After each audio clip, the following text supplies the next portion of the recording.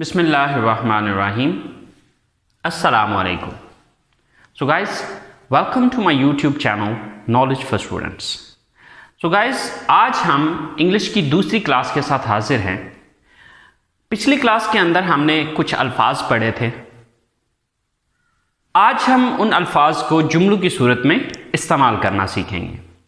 देखिए, जब भी हम बात करते हैं तो हम वो बात जुमलों की सूरत में कर रहे होते हैं. बेसिकली जुमला या सेंटेंस क्या होता है?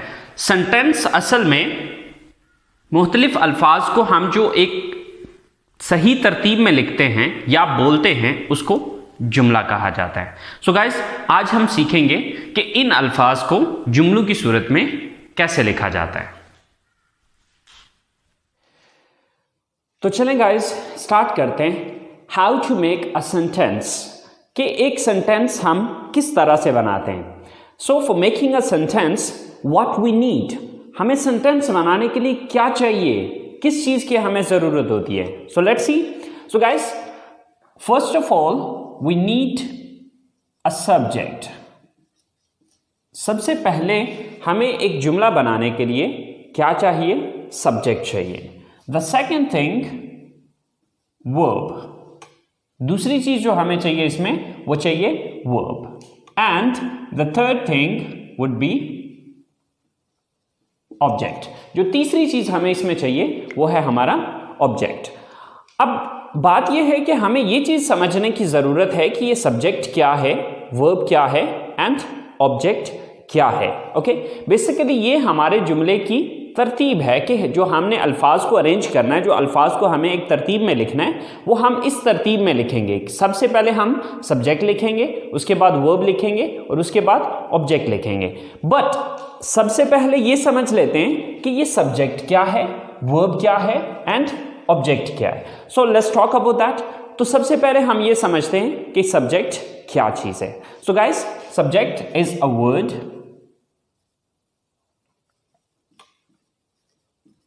or a phrase which shows who or what does the action in a sentence. A word, एक लफ्ज और अ फ्रेज या फिर एक फ्रेज विच शोज, जो कि जाहिर करता है हु, कौन, और व्हाट या फिर क्या, डज द एक्शन, काम करता है इन अ सेंटेंस, जुमले में. यानी कि एक ऐसा लफ्ज या फिर एक ऐसा फ्रेज जो कि ये जाहिर करता है कि जुमले में काम कौन कर रहा है या क्या चीज है जो जुमले में काम कर रही है. तो शॉर्टकट में अगर अपने अल्फाज में कहना चाहूं तो मैं ये चीज कहूंगा कि जुमले में सब्जेक्ट कहा जाता है उसको जो काम करने वाला होता है. तो शॉर्टकट ये कि काम करने वाले को सब्जेक्ट कहा जाता है. फॉर एग्जाम्पल, मैं कॉलेज जाता हूं. अब ये एक सेंटेंस है या ये एक जुमला है. अब इस जुमले में मुझे ये देखना है कि ये काम कौन करता है. मैं कॉलेज जाता हूं, तो ये काम कौन करता है? कॉलेज कौन जाता है? मैं जाता हूं. तो मैं यहां पर क्या है? सब्जेक्ट है. सेम लाइक दैट,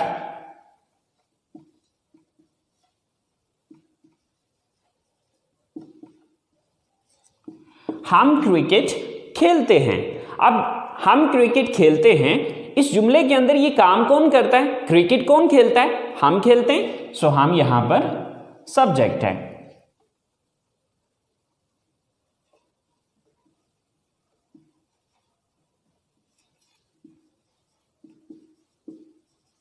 गाय घास खाती है. अब ये काम कौन करता है? यहां पर इस जुमले को अगर हम देखें तो ये काम गाय करती है. घास कौन खाती है? गाय खाती है. सो गाय यहां पर सब्जेक्ट है. तो सिंपल ये कि जुमले के अंदर काम करने वाले को सब्जेक्ट कहा जाता है. सो गाइस, चले हम चलते हैं अपने सेकंड पॉइंट की तरफ. सो हमारा सेकंड पॉइंट है verb. So what is a verb? Verb होता क्या है? तो चले देखते हैं. A word which shows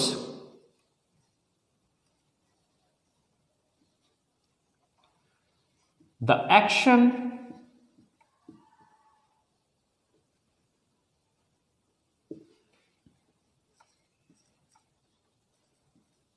occurrence or a state. A word एक लफ्ज which shows जो कि जाहिर करता है the action किसी एक्शन को, occurrence किसी वाक्य को और a state या फिर किसी हालत को. Okay, so for example,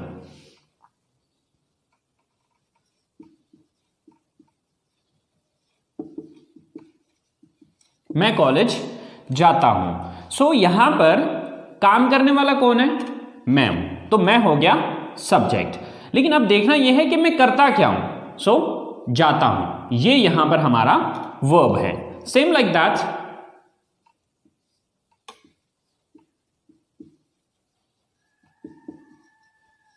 हम क्रिकेट खेलते हैं. ये काम कौन करता है? हम करते हैं. तो हम हो गए सब्जेक्ट. अब हम करते क्या हैं? खेलते. सो खेलते यहां पर वर्ब है. ओके,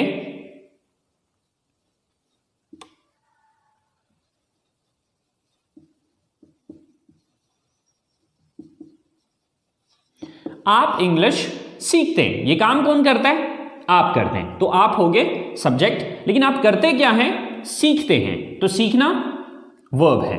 ओके, अगर मैं शॉर्टकट अपने अल्फाज में इस चीज को बयान करूं तो वर्ब कहा जाता है जुमले के अंदर जो भी काम हो रहा होता है. यानी कि सिंपली पहले नंबर पे आपने ये देखना है कि काम करने वाला कौन है. कौन है जो एक्शन को सर अंजाम दे रहा है या काम को सर अंजाम दे रहा है. फिर दूसरे नंबर पे काम कर क्या रहा है. ठीक है, तो वर्ब हो गया कोई भी काम. तो सेकंड नंबर पे जो आपने चीज लिखनी होती है वो है वर्ब. सो हमारी तीसरी चीज है ऑब्जेक्ट. सो ऑब्जेक्ट क्या है? A word or a phrase which is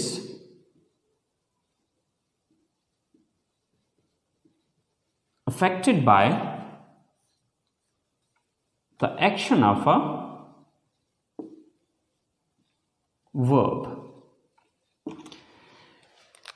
A word एक लफ्ज और अ फ्रेज या फिर एक phrase which is affected by the action of a verb, जिस पर किसी वर्ब का या किसी काम का असर हुआ होता है. तो यानी कि शॉर्टकट अगर मैं अपने अल्फाज में समझाऊं तो जिस चीज पर काम वाकया हो रहा होता है उस चीज को ऑब्जेक्ट कहा जाता है. मिसाल के तौर पे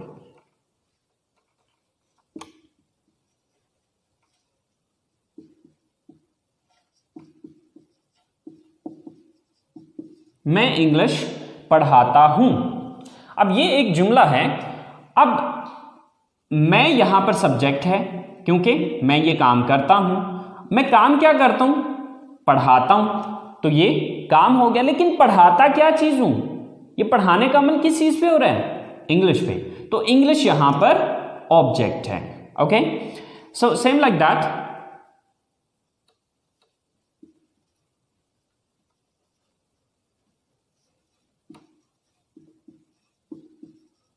गाय घास खाती है.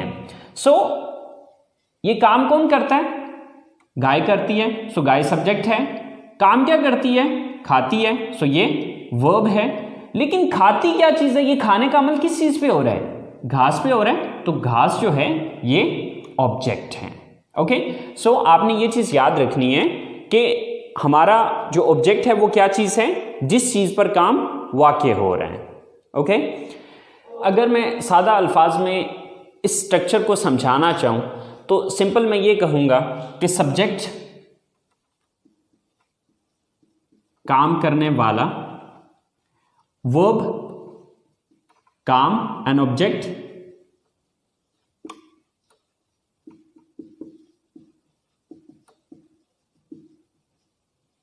जिस चीज पर काम हो रहा हो.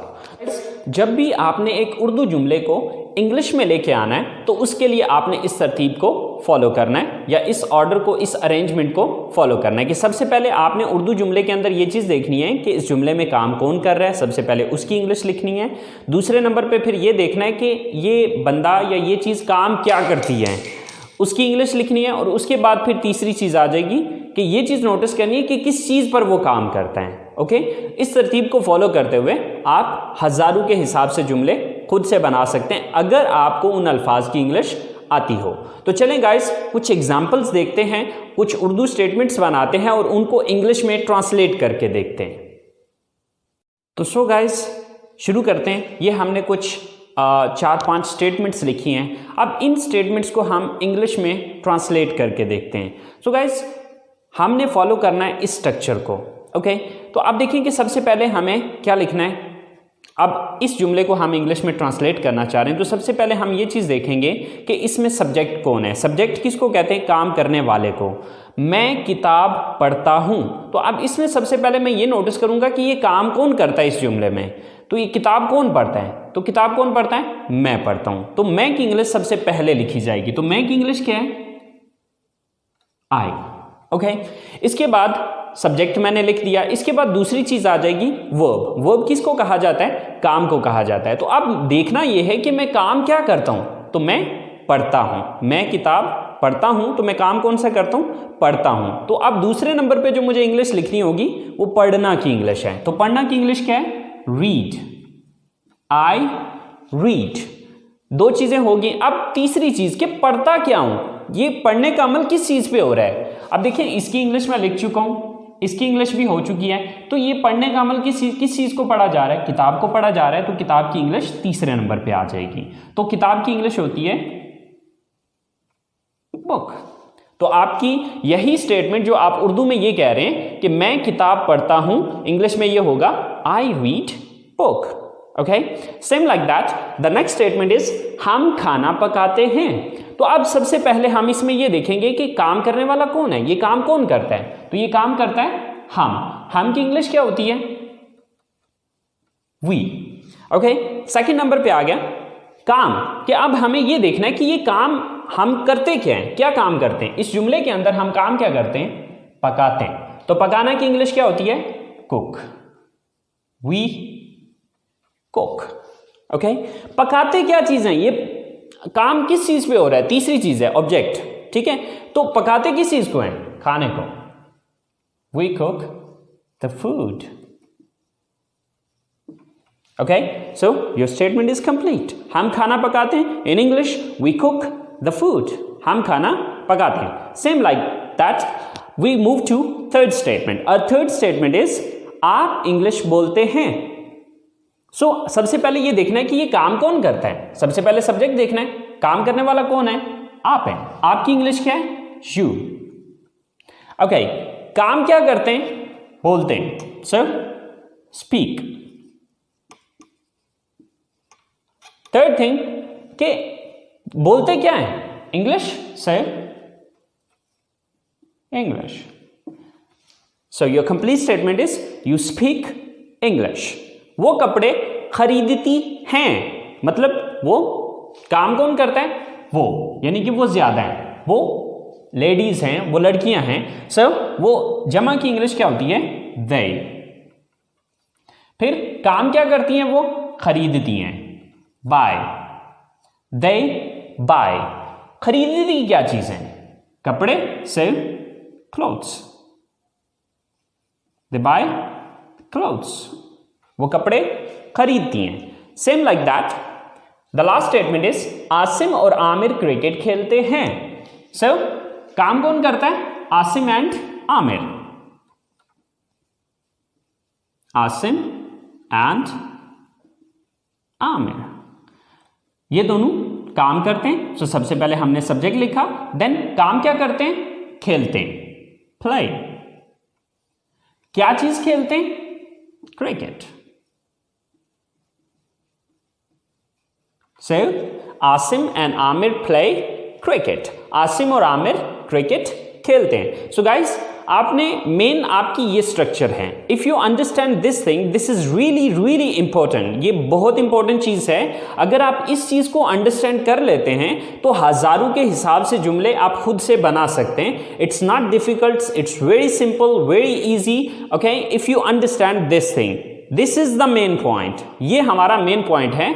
और अगर आप इस चीज को समझ जाते हैं तो आप आसानी से हजारों के हिसाब से जुमले बना सकते हैं। अगर इन अल्फाज की आपको इंग्लिश आती हो। ओके, सो गाइस आज हमने सीखा कि एक सिंपल सेंटेंस बनाने के लिए हमें किन चीज़ों की ज़रूरत होती है। तो हमने समझा कि हमें 3 चीज़ों की ज़रूरत होती है। Number 1 subject, number 2 verb and number 3 object. Subject मैंने बताया कि काम करने वाले को सब्जेक्ट कहा जाता है। ये आपकी सबसे पहली चीज़ है जो आपने उर्दू से इंग्लिश में ट्रांसलेट करते हुए सबसे पहले नंबर पे रखनी है।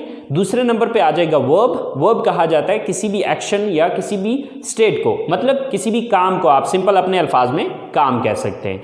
कि देखना ये है कि जो काम करने वाला है वो काम क्या कर रहा है। और फिर तीसरे नंबर पे ऑब्जेक्ट, यानी कि ये काम किस चीज़ पर हो रहा है। बस ये तरतीब आप अपने जहन में रखें और इस तरतीब को मद्देनज़र रखते हुए आप हज़ारों स्टेटमेंट्स आसानी से खुद से बना सकते हैं। सो गाइस, ये आप लोगों का होमवर्क है। 10 स्टेटमेंट्स हैं जो कि एज अ होमवर्क मैं आप लोगों को दे रहा हूँ। ओके, सबसे पहली स्टेटमेंट है हम किताबें खरीदते हैं। नंबर 2 वो म्यूज़िक सुनते हैं। नंबर 3 आप फिल्में देखते हैं। नंबर 4 मैं बर्गर पसंद करता हूँ। नंबर 5 हम चाय पीते हैं। नंबर 6 आप कंप्यूटर इस्तेमाल करते हैं। नंबर 7 मैं फुटबॉल खेलता हूँ। नंबर 8 आप उर्दू बोलते हैं। नंबर 9 अली और साकिब कॉलेज जाते हैं। और नंबर 10 हम जूस पीते हैं।